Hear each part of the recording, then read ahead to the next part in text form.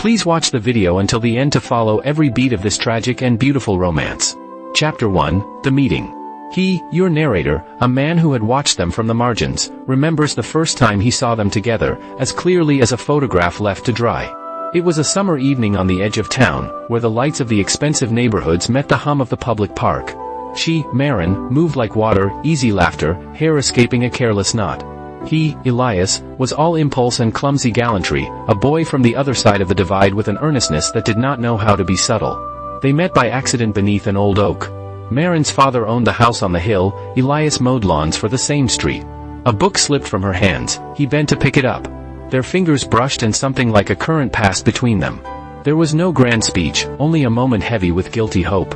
Observing them, the narrator understood at once that what would follow would be more than a summer affair. It would be a heat that burned to embers and complained when watered. Chapter 2, The Bloom. Their romance grew in secret like a garden planted in the dark. They learned each other's small rituals. Maren liked the sound of rain on old tin roofs. Elias kept a coin from his first job in his pocket, rubbing it between thumb and forefinger when he was nervous.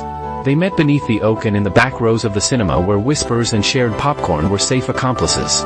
Passion in youth is unpruned, and it wrapped around both of them with a tenderness that was also possessive.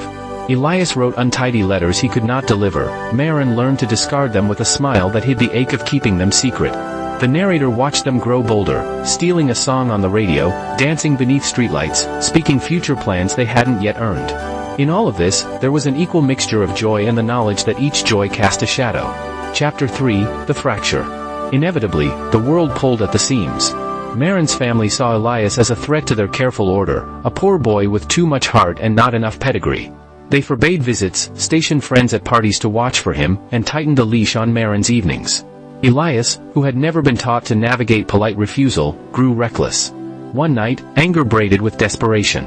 Elias drove too fast, arguing with Maren about the future she hadn't asked to be decided that night. A minor collision, no one killed, sent them home in a fluster of papers, one smashed headlight, and a father more certain than ever that the boy must be kept away.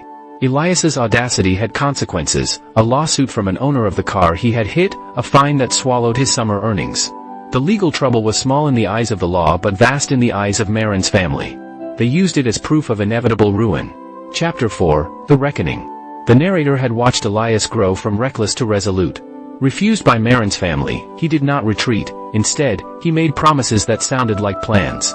He applied for work farther away, writing to Maren with an intensity that bordered on obsession.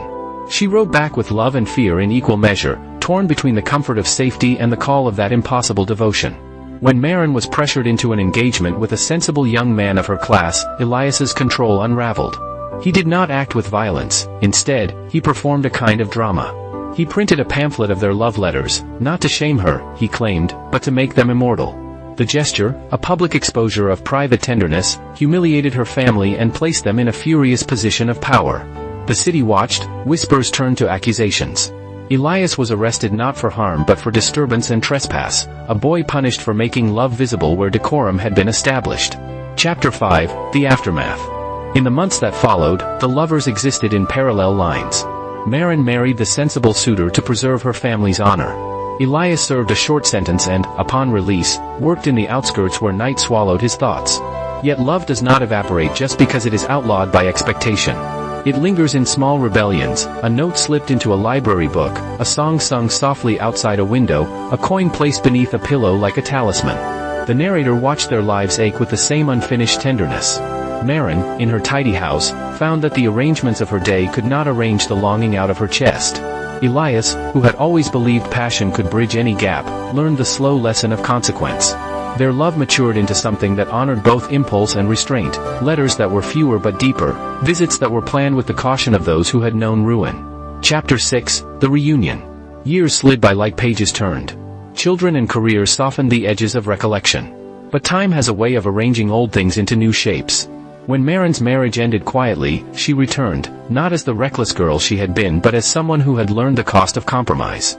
Elias, who had never quite stopped loving her, met her at the oak tree where they had first touched a book.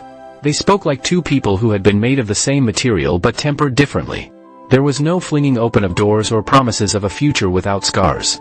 Instead, they recognized each other, a man who had loved too loudly and a woman who had loved too quietly. In the narrator's view, their reunion was not a triumphant reclaiming but a gentle negotiation. They built something together that acknowledged what they had lost and what had been given in return: mutual forgiveness, careful generosity, and a love reshaped by survival. The narrator, a man who had watched them through that long arc, understood that love's endurance is not proof against damage, but it can be proof of repair. He closed his eyes and saw them walking away beneath that oak, hands not quite interlaced but neither empty.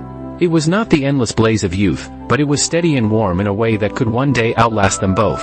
If you enjoyed this tale, please subscribe to the channel, activate notifications, give the video a like, comment your thoughts, and share the video.